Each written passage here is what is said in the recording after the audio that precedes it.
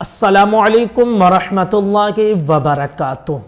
एक मुफक्किर का कौल पढ़ रहा था कि हम लोग दूध को 3 शक्लों में बदल कर दूध की जो अहमियत है उसको ख़त्म कर देते हैं।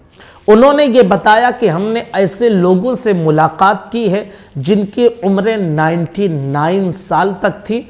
उनसे जब इसके बारे में पूछा गया तो उन्होंने अपना राज बताया। आज उसी राज को हम आपके सामने पेश करना चाहते हैं कि अगर आप भी 90 साल से जायद उम्र चाहते हैं और तंदुरुस्ती के साथ चाहते हैं, सेंचुरी पूरा करना चाहते हैं, तो आप दूध का सही तरीके से इस्तेमाल करें। हम 3 तरीका इस्तेमाल करके दूध पर जुल्म करते हैं। नंबर 1, दूध को हम बॉयल कर यानी उबाल कर उसे इस्तेमाल करते हैं। आप नबी करीम सल्लल्लाहु ताला अलैहि वसल्लम की ज़िंदगी को आप पढ़ लें, सीरत तैयबा को, हदीस मुबारका को, तो आपको पता चलेगा कि आका अलैहिस्सलातु व तस्लीम की आदतें मुबारका और सहाबा की जो आदतें थी वो ये थी कि दूध थन से निकालते थे बकरी के या फिर ऊंट के थन से निकालते थे और वो दूध गर्म ही गर्म होता था। उसे बॉईल किए बगैर, उबाले बगैर उसी दूध को पी लेते थे और वो जब पेट में पहुंचता था तो फिर जिस्म के अंदर ताकत पैदा करता था, जिस्म के अंदर कैल्शियम की भरमार करता था, इंसान उससे कमज़ोर नहीं होता था। तो हम पहला जुल्म दूध पर यह करते हैं कि उसे हम उबालते हैं। लेकिन हमारे सामने मजबूरी ये है कि हम घर के दूध को इस्तेमाल नहीं करते, क्योंकि अब किसी के घर पे बकरियां और ऊंट और गाय और भैंस तो होती नहीं है। लोग मार्केट से दूध खरीद कर लाते हैं। मार्केट के दूध पर हम एतमाद करके उसे बगैर उबाले नहीं पी सकते हैं।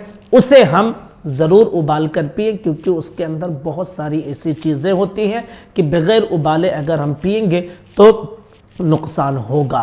तो नुकसान से बचने के लिए बहरहाल हमें उबालना पड़ेगा। लेकिन दूध पर हम जुल्म उबाल कर करते हैं। अगर इस जुल्म को ख़त्म करना है तो फिर उसकी सूरत यही है कि घर का ही दूध इस्तेमाल करें, बकरियों को पालें, भैंस वगैरह को पालें और फिर उसके थन से निकला हुआ दूध इस्तेमाल करें। तो पहला जुल्म तो दूध पर हम ये करते हैं। दूसरा जुल्म हम दूध पर ये करते हैं कि उसके अंदर हम पत्तियां, चाय पत्ती वगैरह डालकर उसकी शक्ल को बदल देते हैं। वो दूध जो आपके जिस्म में ताकत पैदा करता, अब वो दूध आपके जिस्म के लिए नुकसानदेह हो गया है। अगर ज़्यादा इस्तेमाल चाय का किया जाए तो आप बखूबी जानते हैं कि वो किस हद तक आपकी बॉडी को नुकसान पहुंचा सकता है। नंबर 3 कि दूध का इस्तेमाल बहुत सारे लोग तो करते ही नहीं है और बहुत सारे लोग करते हैं तो उसकी सही टाइमिंग उन्हें पता नहीं है। पेट भर कर खा लेते हैं, फिर उसके बाद दूध का इस्तेमाल करते हैं। दूध आपके जिस्म को फ़ायदा कब पहुंचाएगा? जब आपको भूख लगी हो, आपका पेट खाली हो। लोग सुबह दूध का इस्तेमाल करते हैं, लेकिन कब? जब 5 रोटी, 5 पराठे, 5 पाव खा लेते हैं तब दूध का इस्तेमाल करते हैं। नहीं, आप हल्का फुल्का नाश्ता करके, भूख आपको लगी ही रहे और आप दूध का इस्तेमाल कर लें। लोग रातों में दूध का इस्तेमाल करते हैं, खाने के बाद पेट जब भर जाता है, सोने से पहले दूध का इस्तेमाल करते हैं। खाना हजम ही नहीं होता है, फिर वो दूध क्या फ़ायदा करेगा? आप आका अलैहिस्सलातु व तस्लीम की ज़िंदगी को पढ़ें कि शदीद जब भूख होती थी तो नबी पाक सल्लल्लाहु ताला अलैहि वसल्लम दूध का इस्तेमाल करते थे। हज़रत अबू हुरैरा की वो रिवायत जो बुखारी शरीफ में 6452 की हदीस है कि हज़रत अबू हुरैरा रज़ियल्लाहु ताला अन्हु फरमाते हैं कि नबी पाक सल्लल्लाहु ताला अलैहि वसल्लम को शदीद भूख थी और अस्हाबे सुफ़ा जो थे वो भी भूखे थे। हज़रत अबू हुरैरा कहते हैं कि हुज़ूर की बारगाह में दूध का एक प्याला पेश किया गया। आका अलैहिस्सलातु व तस्लीम ने इरशाद फरमाया कि अस्हाब सुफ़ा भी भूखे हैं, उन्हें भी पिला दिया जाए। हज़रत अबू हुरैरा कहते हैं कि दूध तो एक ही कप था, लेकिन हम आका का हुक्म था, आका ने फरमाया पिला दो, हम लेकर गए, सबको पिलाया। सब ने उस एक कप दूध में पी लिया और दूध उतना ही बाकी रहा। आका अलैहिस्सलातु व तस्लीम ने इरशाद फरमाया, अबू हुरैरा तुम भी पी लो। हज़रत अबू हुरैरा कहते हैं, या रसूल अल्लाह अलैहिस्सलातु वस्सलाम, इसे मैं भी नोश फरमा लूँ? कहा हाँ पी लो। हज़रत अबू हुरैरा कहते हैं मैंने भी पिया और दूध उतना बाकी रह गया। फिर आका अलैहिस्सलात व तस्लीम ने भी उसे पिया। इसी को मेरे इमाम अहले सुन्नत ने अपने अशार में इस बात का जिक्र किया है कि क्यों जनाबे अबू हुरैरा कैसा था वो जाम शीर जिससे 70 साहिबों का दूध से मुंह भर गया। जब शदीद भूख होती थी तो फिर आका अलैहिस्सलात व तस्लीम इसका इस्तेमाल फरमाते थे। तो दूध आप गर्म पिए बगैर उबाले, लेकिन वो मुश्किल है।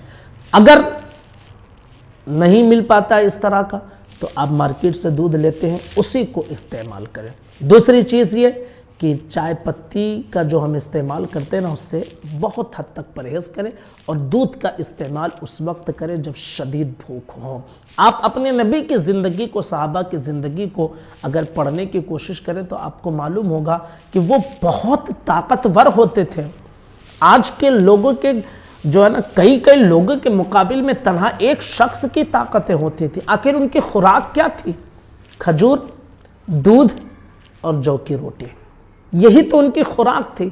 और इन सारी चीज़ों को हमने छोड़ दिया है। हम तो मुर्ग मुसल्लम, चिकन फ्राई, लॉलीपॉप, कबाब शामी, इन सब चीज़ों के पीछे पड़ गए हैं जो सिवाय नुकसान के फ़ायदा जिस्म को नहीं पहुंचाता। सिर्फ ज़बान हम टेस्टी वक्ती तौर पर कर लेते हैं और हकीकत में वो हमारी बॉडी के अंदर हमें नुकसान पहुंचाता है। दूध का इस्तेमाल आप करें और अच्छे से करें। और अगर आप लंबी ज़िंदगी चाहते हैं तो शदीद भूख जब आपको लगे तो उस वक्त दूध का इस्तेमाल करें, मैदा खाली हो, और फिर जब दूध उस मैदे के अंदर पहुंचेगा तो फिर जब वो अपना कमाल दिखाएगा ना, आपकी रगों में वो दौड़ेगा, आपकी हड्डियों में वो घुसेगा और फिर मैदे के अंदर से जो ताकत पैदा होगी तो कैल्शियम की भरमार होगी आपकी बॉडी में, और फिर यकीनन आप एक लंबी उम्र पाएंगे इंशाअल्लाह। और ऐसी लंबी उम्र कि ऐसा नहीं कि आप कमज़ोर हो जाएं, ताकतवर ही रहेंगे, चेहरे पर झुर्रियाँ नहीं आएंगी, आपकी बॉडी को कमज़ोरी महसूस नहीं होगी, लेकिन दूध को हम सही तरीके से इस्तेमाल करें। अस्सलामु अलैकुम व रहमतुल्लाहि व बरकातुहू।